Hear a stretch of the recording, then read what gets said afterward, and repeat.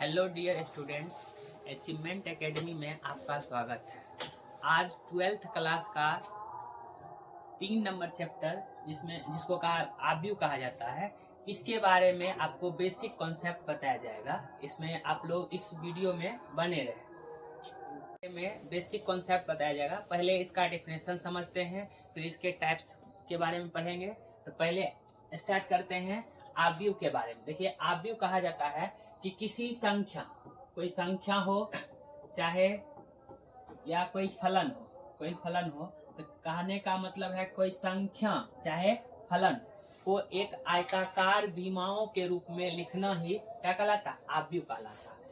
विमाओं के रूप में कहने मतलब जैसे कोई संख्या, मान लीजिए 2 लिख दिए, 5 लिख दिए, फिर 3 लिख दिए और 4 लिख दिए, तो इसको जब एक आयताकार विमाओं के रूप में लिख देंगे, यही क्या कहलाता है? एक आव्यूह। और आव्यूह को जो है अंग्रेजी वर्णमाला के बड़े अक्षरों से निरूपित किया जाता है। जैसे ए हुआ, बी हुआ, सी हुआ, कोई भी अल्फाबेट है और वो भी कैपिटल लेटर में होना चाहिए। ए हुआ, बी हुआ। जैसे अब कोई अगर मान लीजिए कोई फंक्शन है, जैसे लिख दिए sin x, cos x, tan x, cot x, इस प्रकार से अगर लिख दिया जाए तो ये भी क्या है? एक आव्यूह है।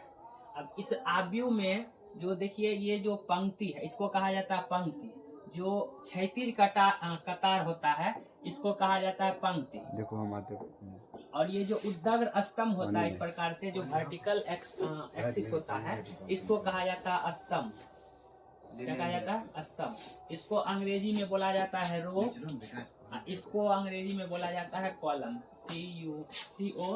COLUMN, column. इसको क्या बोला जाता है? कॉलम। ये होता है पंक्ति और ये होता है स्तंभ। इसलिए किसी भी आव्यूह के अवयव को, अगर कोई भी अवयव हो, उस अवयव को, जैसे कोई एक आव्यूह लिख दिए ए, इसके प्रत्येक अवयव को स्मॉल aij से निरूपित किया जाता है, जहां i को कहा जाता है पंक्ति की संख्या, और ये जो j है, इस j को कहा जाता है स्तंभों की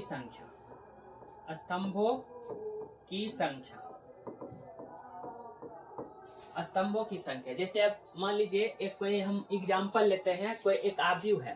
जैसे एक आव्यूह ए है, इस आव्यूह में जैसे लिख दिए 2, 3, 5, 7, 8, 9, इस प्रकार से लिख दिए। पूछेगा इस आव्यूह में बताइए कितने पंक्ति है और कितने स्तंभ है। तो देखिए, पंक्ति कितना है? 1, 2। इसका पंक्ति कितना है? 2 है। और स्तंभ कितना? 1, 2 और 3। तो कहने वाला इसमें पंक्ति की संख्या मतलब i बराबर क्या है? i बराबर हुआ 2 और j बराबर हो गया कितना? 3। मतलब पंक्तियों की संख्या यहाँ पर है टोटल 2 और स्तंभों की संख्या कितना? 3। तो जब किसी आव्यूह को रो और कॉलम के गुणनफल में लिखा जाता है, जैसे 2 गुने 3, इस प्रकार से लिखेंगे, तो इसको कहा जाता है आव्यूह की कोटि। ऑर्डर ऑफ मैट्रिक्स, जैसे आव्यूह की कोटि को किस प्रकार से लिखते हैं? i गुने j। मतलब i मतलब हुआ क्या? रो की संख्या, और j मतलब हुआ कॉलमों की संख्या। इसमें देखिए 2 रो है और 3 कॉलम है, इसलिए इसके कोटि कितने होंगे? 2 गुने 3। जैसे एक और एग्जाम्पल मान लीजिए लिखते हैं कि जैसे कोई एक आव्यूह है a, 2, 3, 4, 5, 6, 9, 6 हो गया। इस प्रकार पूछेगा आव्यूह ए की कोटि होगी, ए की कोटि बता, ए की कोटि कितना होगा? इसमें देखिए रो क्या है? 1, 2, 3, 3 गो रो है, 1, 2 कॉलम है, तो इसको लिखेंगे 3 गुने 2। इसकी कोटि कितनी होगी? 3 गुने 2।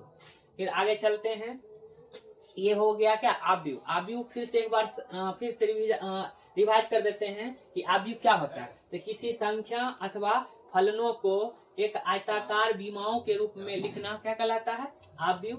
इस आव्यूह में जो क्षैतिज कतार होता है उसको पंक्ति कहा जाता है, और जो उद्दग्र स्तंभ होता है उसको कॉलम कहा जाता है। इस प्रकार से हम 2 एग्जाम्पल दिए, जैसे यहाँ संख्या के रूप में, यहाँ कोई फंक्शन के रूप में दे दिए। फिर उसके बाद बोले कि आव्यूह की कोटि क्या होता है? तो किसी भी आव्यूह में पंक्ति की संख्या तथा स्तंभों की संख्या के गुणन को कहा जाता है आव्यूह की कोटि। फिर आगे देखिए, आव्यूह के प्रकार, आव्यूह के प्रकार। तो ये आव्यूह के प्रकार होते हैं, जैसे पहला हो गया पंक्ति आव्यूह, फिर उसके बाद स्तंभ आव्यूह, स्तंभ आव्यूह, उसके बाद वर्ग आव्यूह, विकर्ण आव्यूह, अदिश आव्यूह, तत्समक आव्यूह, और एक है इसी में बीच में लिख देते हैं शून्य आव्यूह। ये टोटल हैं आव्यूह के प्रकार। जैसे पंक्ति आव्यूह, तो वैसा आव्यूह जिसमें सिर्फ एक पंक्ति हो, तो पंक्ति मान लो जैसे 2, 3, 5, इसमें कितना भी अवयव लिखा हो, लेकिन होना चाहिए एक ही पंक्ति, तो ऐसे आव्यूह को कहा जाएगा पंक्ति आव्यूह। और दूसरा है शून्य आव्यूह, तो शून्य आव्यूह कोई भी आव्यूह रहेगा, उसके प्रत्येक अवयव क्या होना चाहिए, शून्य होगा। जैसे 2, 3, 5, सॉरी, इसमें प्रत्येक अवयव क्या होना चाहिए, अगर 0, 0 है तो वो समझिए कौन सा आव्यूह है, शून्य आव्यूह। स्तंभ आव्यूह, जैसे कोई एग्जांपल लेते हैं, वैसा आव्यूह जिसमें एक ही स्तंभ हो, एक ही स्तंभ हो, जैसे 2, 3, 5, 7, इस प्रकार डॉट डॉट बहुत सारी संख्या इसमें हो सकती है, लेकिन स्तंभ होना चाहिए सिर्फ एक। तब ऐसे आव्यूह को कौन सा आव्यूह कहेंगे, स्तंभ आव्यूह। आगे है वर्ग आव्यूह, जिसको स्क्वायर मैट्रिक्स कहते हैं। तो स्क्वायर मैट्रिक्स में क्या होगा, जैसे मान लीजिए कोई एक एग्जांपल लिए, जैसे z बराबर 2, 3, 5, 7, तो इसमें देखिए रो की संख्या कितना है, 2, कॉलम की भी संख्या कितना, 2। तो जिस वैसा आव्यूह जिसमें रो और कॉलमों की संख्या समान हो, तो ऐसे आव्यूह को कहा जाता है वर्ग आव्यूह। फिर उसके बाद है विकर्ण आव्यूह। विकर्ण आव्यूह में क्या है, जैसे एक एग्जांपल मान लीजिए y बराबर 2, 0, 0, फिर 0, 3, 0, फिर 0, 0, उसके बाद 5 है। तो वैसा आव्यूह जिसके मुख्य विकर्ण के अवयव क्या हो, अलग अलग हो, तथा अन्य सभी अवयव शून्य हो, तो ऐसे आव्यूह को कहा जाता है विकर्ण आव्यूह। फिर उसके बाद अदिश आव्यूह। अदिश आव्यूह मान लीजिए एक और एग्जांपल है कि वैसे आव्यूह जिसमें मुख्य विकर्ण के सभी अवयव समान हो और अन्य सभी अवयव क्या हो, शून्य हो, तो ऐसे आव्यूह को कहा जाता है अदिश आव्यूह। मतलब मुख्य विकर्ण के सभी अवयव, यहाँ पर 2, 2, 2, अगर 3 है तो 3, 3 सब रहेगा, ऐसे आव्यूह को कहा जाएगा अदिश आव्यूह। इसके बाद है तत्समक आव्यूह। वैसे आव्यूह, जैसे एक और एग्जांपल लेते हैं कि वैसे आव्यूह जिसके मुख्य विकर्ण के सभी अवयव क्या हो, एक एक हो, और अन्य सभी अवयव क्या हो, शून्य हो, तो ऐसे आव्यूह को कहा जाता है कौन सा आव्यूह, तत्समक आव्यूह। फिर से एक बार और देखिए पंक्ति आव्यूह, वैसा आव्यूह जिसमें सिर्फ एक पंक्ति हो, उसको पंक्ति आव्यूह कहेंगे। शून्य आव्यूह, वैसा आव्यूह जिसके प्रत्येक अवयव क्या हो, शून्य हो, वैसे उसको शून्य आव्यूह कहेंगे।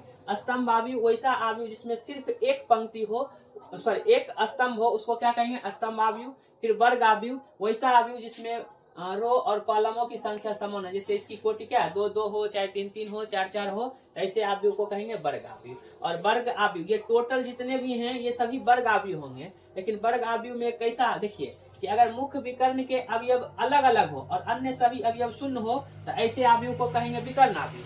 और अदिश आव्यूह में क्या बोले, मुख्य विकर्ण के सभी अवयव समान हो और अन्य सभी अवयव क्या हो, शून्य हो, तो उसको कहेंगे अदिश आव्यूह। और तत्समक आव्यूह में हमेशा मुख्य विकर्ण के सभी अवयव क्या हो, एक एक होगा, तो ऐसे आव्यूह को क्या कहेंगे, तत्समक आव्यूह।